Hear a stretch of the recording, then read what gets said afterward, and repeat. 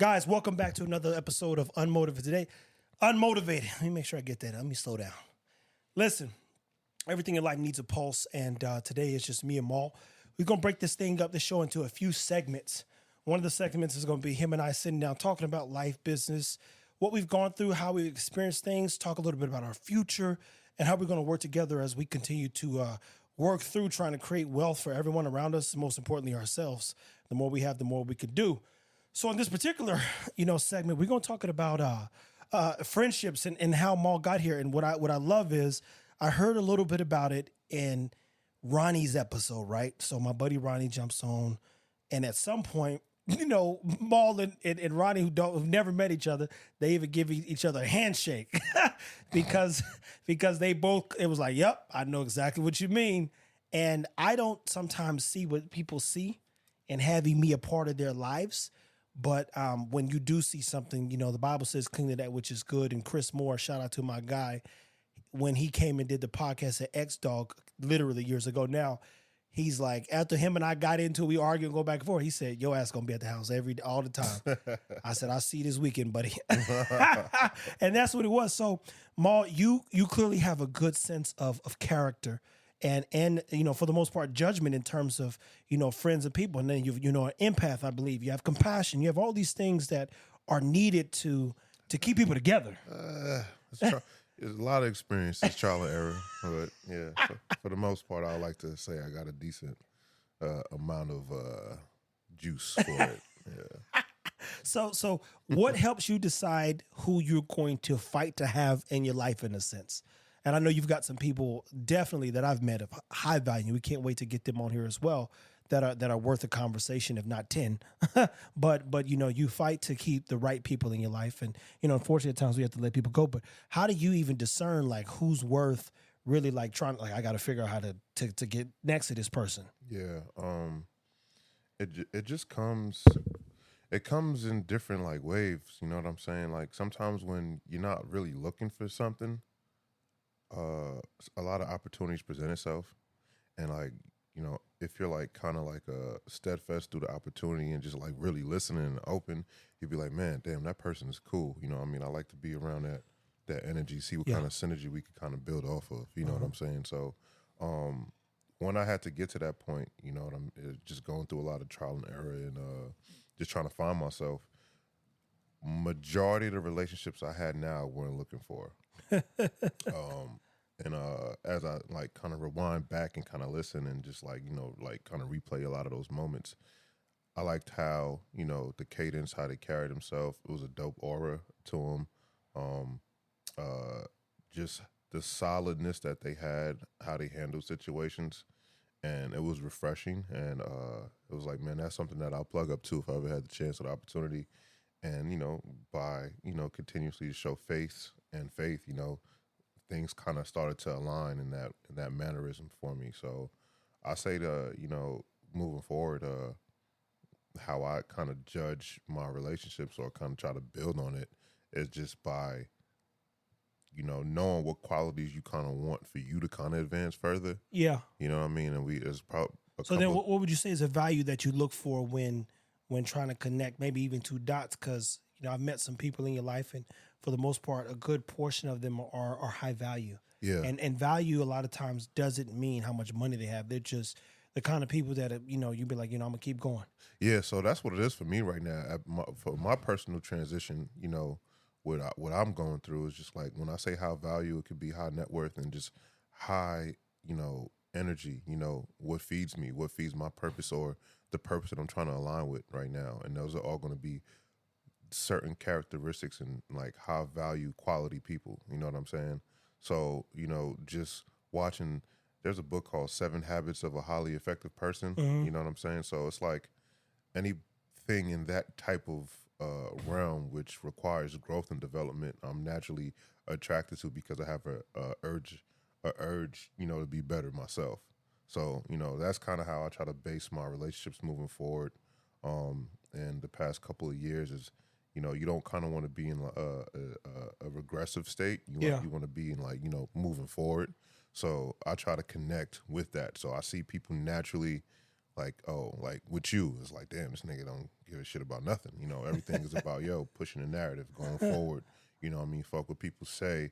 You know, it's press play and post. You know That's what I'm it. saying? Like those type of habits and attitudes, you know, it's very good to adopt your own version of that for what you got going on to correlate with your life. So And people, you know, and that's kind of the premise of this particular episode is, you know, I've met Jamahl literally 4 or 5 months ago. I mean, really met him. I've known him for a couple years now, and just through passing per se. But when you say, hey, I actually gotten to know this person, I'm integrated in their lives. We do things together. For me, it goes back to this whole podcast. Getting to this episode has been eye-opening for me because, you know, you sit down and my buddy Rich, he's always been of value. But as he said, I've been on a mission, so I never even considered him a friend, but we was always together at times. And even at one point, he goes, you know, how him and I got cool. As he said, I was terrorizing him at the barbershop.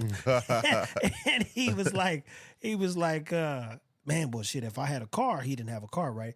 Man, I come out to that gym and work out with you guys. I said, well, you trying to train or something? I said, shit, you take care of the membership at One Life Fitness in Kansas City. I said, I'll come work out with you 2 or 3 times a week. He was like, oh, for real? He was like, yeah. I said, B said, bet. And you know, so that's how we start. had no idea what he was signing up for, dog. At all. But as he said, he's like, yo, this nigga must be I don't want to have surgery on my knees. I've already been hit. And the point is I connect with him. So even to hear him say, you know, it's an honor to be someone like myself's friend, I'll tell you this, a couple of things. I've listened to a dude named Claude Anderson. He wrote a book called Powernomics, and there's a 2-hour conversation on YouTube where he just talks about Black success. And what ends up happening is you'll never do it twice because most of the time the market won't allow it. If you do become a millionaire, so you don't get to make poor choices. So every choice I make, I ain't going to tell you that it's right, but I'm going to tell you I really think through it. And I don't want to put myself in jeopardy of failure. Because I was, you know, trying to hold the wrong motherfucker down. And I've been there, done that as well. Yeah. I've literally been there and done everything by way of poor choices. And you just say that I don't want to live there. I don't want to die there. So when we're connecting these dots now, we're creating these friendships and in a sense, it's brotherhood and building opportunities and working together and tying, you know, relationships together and thinking about the bigger picture. And even sitting down doing this right now, the rules are stay moving, and I've said that many times. So if you had to give them, or go ahead, since you said seven, you know, habits of a healthy, what's it called? I don't. 7 Habits of a Highly Effective Human. Yeah. Or a person. Look, it's a good book. I don't remember all the habits. Well, which one stuck out to you that you tried to implement?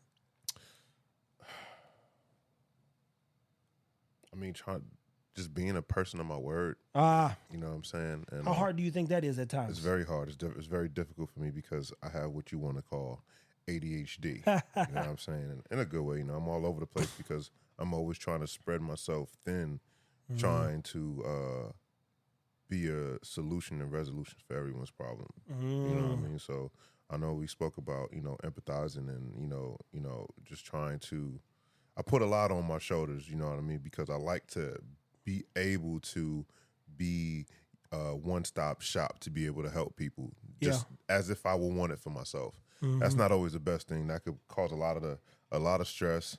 In some people's situation, depression, because, you know, you just put a lot of weight and baggage on, right? So, you know, just being highly effective and, you know, just being a person in your word and just, you know, sometimes it's okay to kind of, you know, dumb it down in a sense and just kind of just, you know, just pull back and help the best way you can. But that doesn't mean always like you pouring out and depleting your funds. And when I say funds, it could be energy or whatever life you have. Don't deplete yourself trying to help everybody, because if you're depleted, it doesn't do anyone any justice. So. Hey, that's a real thing. So have you created, so let's say if I was dealing with some of the same things Maul's dealing with, where you start spreading yourself thin, right? You'd say, I've got to create basically a system of, I got to like regulate myself because, you know, people will call him. He's got access to a lot of great things. And I'd imagine the phone rings all the time because they're like, we call him, call Maul. Yeah. And the challenge is, again, he wants to help. So if you want to help everybody, now you might have forgot about the first call because the fifth call was a call that was a sense of emergency, right? And in actuality, everyone feels that their call is emergency. You know what I'm saying? Because everyone's at a certain point or at their last wits or, just a different point in transition with their lives. Yeah. With what they want to do, which top on high value to them. So you also got to take that into consideration as well. Mm-hmm. So when Parker was talking about things of value and being able to, product placement or people placement, you know what I'm saying? Those are things, bro. And you got to really kind of, lock in on paying attention to order, you know what I'm saying? So you could execute properly because everything doesn't require the same intensity and energy, you know what I'm saying? But me, I just like to treat it like that because I'm like, yeah, bro, yeah, I got your credit up. Oh, yeah, I helped you with your business. And, oh, yeah, I help you make that, this, that, and the third. But I just get fulfillment out of it, though. Yeah, but you want to see people win more sometimes than they probably want to see themselves win. That's a fact, man, because it's like, coming up how, we grew up, man, like we have different stages, but at the end of the day, support looks very different, you know what I mean? And some people might feel like they have support, but, you crack down on them, you find out they don't receive the support as how you would think they have it. So it's just like you just don't know what that version of that shit looks like that for them. So I'm always trying to be an advocate of them winning. Now that's that right there. We've gotten somewhere with the support thing because sometimes people don't know that they need somebody to constructively give them criticism so they can grow. And sometimes people think, well, I got it figured out. And you really need somebody to tell your ass what to do for a little bit. Then you can go back and potentially and set yourself up for real success. So is there anything you would recommend then that would help somebody particularly in the position of spreading themselves too thin due to manage their energy output? Because life, people, is very simple. When I hear energy output, this is why I really work to preserve myself. Mm-hmm. Maul walked me through, visiting some family recently, being in an adult space versus a kid space. He says, oh, that's why they died early, in a sense. And it could be food, nutrition, lack of exercise. All kinds of things could have played their role or their part. Yeah. In this case, the first thing you're going to do in life 9 out of 10 times, if you don't die from something else, you're going to run out of energy and the energy to fight. Yeah. So when you see people I just gave up in a sense, they gave up because life whooped their ass. I whooped them, bro. Whooped them hard, man. and they kept submitting themselves to situations that didn't refuel or fulfill technically. And it didn't lead to anywhere. So you say, what's the exchange on my time?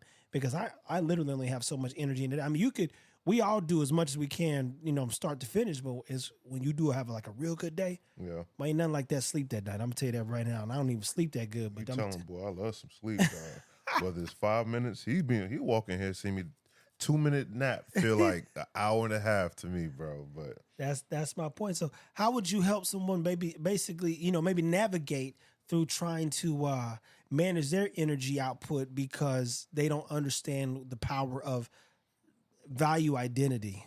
And you guys, this is going to go over your head a little bit, but I value good people. I value work. I value character. Yeah. And I tell everyone, you think I'm trying to scale an idea. No, I'm trying to scale people's character. And foundationally between Maul, you guys got to hear from Q. You've got to hear from Rich and my homeboy Ronnie.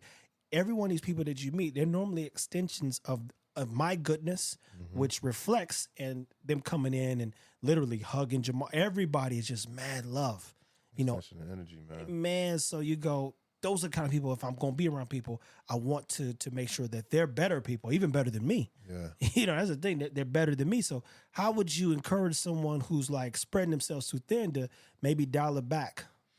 Hey, man, it's a couple of things, man. I'm going to try to bunch it all up and you can catch it. But the main thing I would say is you got to slow down and, be honest with this, how much you could pour into any situation, right?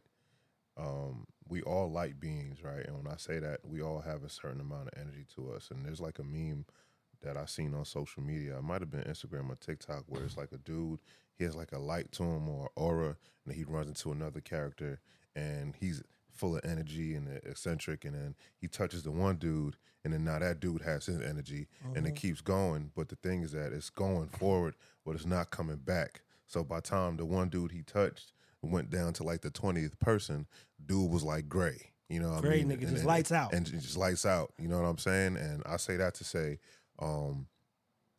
as much as you want to help, man, you have to be able to manage and monetize yourself in a way to where you don't want to overdo it. And when I say overdo it, man, just kind of just be real honest with yourself as how much of you could lend out.